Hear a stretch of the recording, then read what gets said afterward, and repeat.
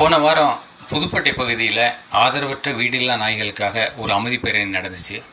அந்த பேரணி நடக்கும்போது சாலை ஓரமாக படுத்திருந்த ஒரு நாய் அமைதி பேரணியில் கலந்து கொண்ட எல்லாருக்கிட்டேயும் காட்டின அன்பு வார்த்தைகளால் விவரிக்க முடியாது. இது வரைக்கும் இந்த பேரணியில் கலந்துக்கிட்ட யாரையுமே முன்ன பின்ன பார்க்காம ஏற்கனவே பழகின ஆட்கள்கிட்ட காட்டுற பாசத்தை எல்லாருக்கிட்டேயும் காட்டிச்சு அந்த தெருவோரமாக இருந்த அந்த தாய் நாய். அவனோட அன்பை பார்த்து பேரணிக்கு வந்த எல்லாருமே சந்தோஷத்தில் திக்குமுக்காடி போனாங்க. நானே பதிவு செஞ்ச அந்த காணொளி நம்ம சேனலில் கிட்டத்தட்ட 4.5 லட்சம் பார்வைகளை கடந்து போயிட்டுருக்கு.